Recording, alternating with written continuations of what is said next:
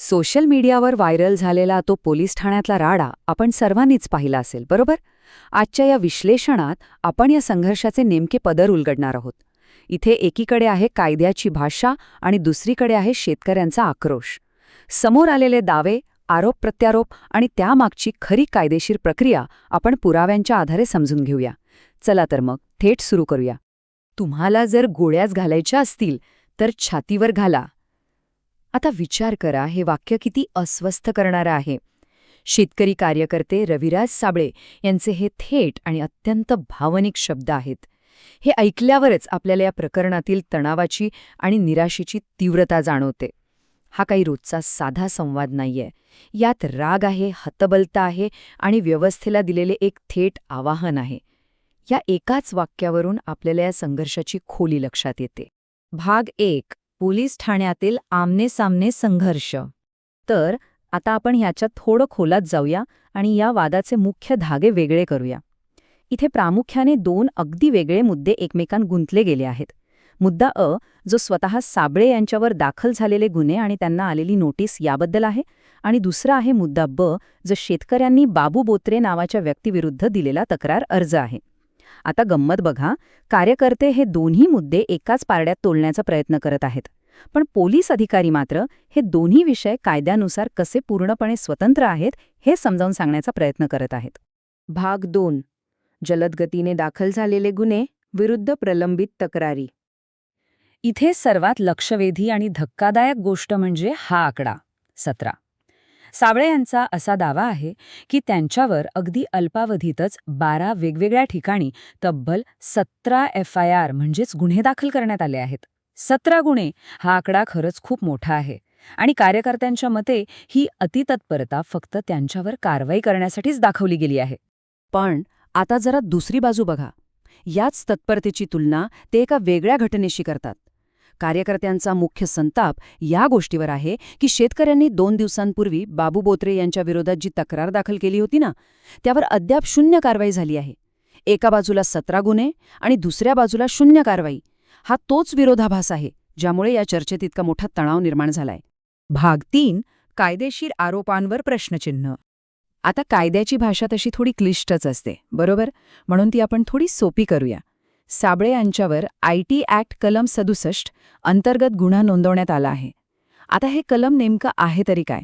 तर थोडक्यात सांगायचं झालं तर हा कायदा इलेक्ट्रॉनिक माध्यमातून म्हणजेच इंटरनेट किंवा मोबाईलवरून कोणतेही अश्लील साहित्य प्रकाशित करणे किंवा इतरांना पाठवणे याच्याशी संबंधित आहे.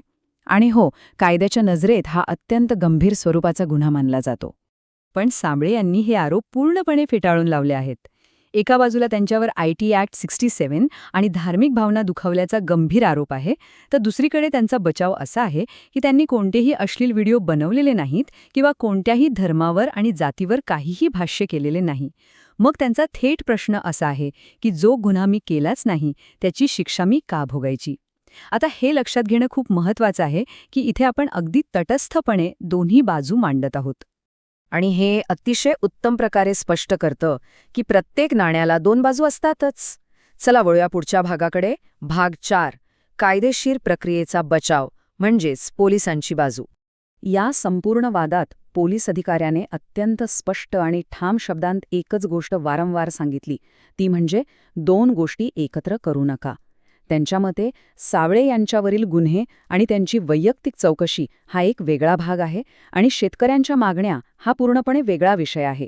कायदेशीर प्रक्रियेमध्ये अशी कुठलीही तडजोड करून 2 पूर्णपणे वेगळ्या तक्रारींवर एकाच वेळी निर्णय घेता येत नाही, हे त्यांनी स्पष्ट केलं. आता याच संवादात अधिकाऱ्याने BNSS आणि CRPC असाही उल्लेख केलाय. कदाचित आपल्याला प्रश्न पडेल की हे काय आहे? तर अगदी सोप्या भाषेत सांगायचं तर हे ते नियम आणि कायदेत एक प्रकारची कायदेशीर चौकट आहे, ज्याच्या आत राहूनच पोलिसांना गुन्ह्यांचा तपास करावा लागतो. अधिकाऱ्याचं स्पष्ट म्हणणं आहे की कोणत्याही व्यक्तीच्या नुसत्या सांगण्यावरून या कायदेशीर चौकटी बाहेर जाऊन त्यांना काम करता येत नाही. याच अधिकाऱ्याने मग ही संपूर्ण कायदेशीर प्रक्रिया 4 अगदी सोप्या टप्प्यांत समजावून सांगितली. पहिला टप्पा म्हणजे FIR दाखल होणे. त्यानंतरचा दुसरा टप्पा म्हणजे कायद्यानुसार त्याचा तपास सुरू करणे. तिसरा टप्पा म्हणजे पुरावे गोळा करणे आणि त्यांची पडताळणी करणे. आणि सर्वात महत्त्वाचं, जर या तपासामध्ये ती व्यक्ती खरंच निर्दोष आढळली तर चौथा टप्पा असतो न्यायालयात थेट क्लोजर रिपोर्ट पाठवणे. तर यातला सर्वात महत्त्वाचा मुद्दा असा आहे की कायद्याला अशीच बगल देता येत नाही. अधिकाऱ्यांच्या म्हणण्यानुसार एकदा का गुन्हा दाखल झाला की त्याचा तपास हा विहित प्रक्रियेनेच व्हावा लागतो. कुणीतरी तोंडी सांगितलं म्हणून लगेच गुन्हा रद्द करता येत नाही किंवा वकील आणि गर्दीसमोर त्याची अशी जाहीर सुनावणीही घेता येत नाही. थोडक्यात काय तर नियम आणि प्रक्रिया ही सर्वांसाठी सारखीच आणि बंधनकारक असते. भाग 5. शेतकऱ्यांची व्यथा आणि सामाजिक वास्तव. आता आपण या प्रकरणाच्या मुळाशी जाऊया. या संवादादरम्यान काही अत्यंत गंभीर आणि अस्वस्थ करणारे सामाजिक मुद्दे समोर आले आहेत. शेतकरी हा प्रस्थापित शक्तींसमोर मुळातच कमकुवत आहे. जर तो तक्रार करण्यासाठी पुढे आलाच तर त्याला धमक्यांचा सामना करावा लागतो. आता या प्रकरणातच बघा ना, ज्या शेतकऱ्याने तक्रार केली होती त्याला फोनवरून थेट धमक्या आल्याचा दावा केला गेलाय. यासोबतच शेतकऱ्यांची अडकलेली प्रलंबित बिले आणि या एवढ्या मोठ्या व्यवस्थेशी लढताना येणारी रोजची हतबलता हीच या संघर्षाची खरी ठिणगी आहे. याच संवादात आणखी एका गोष्टीचा संदर्भ येतो.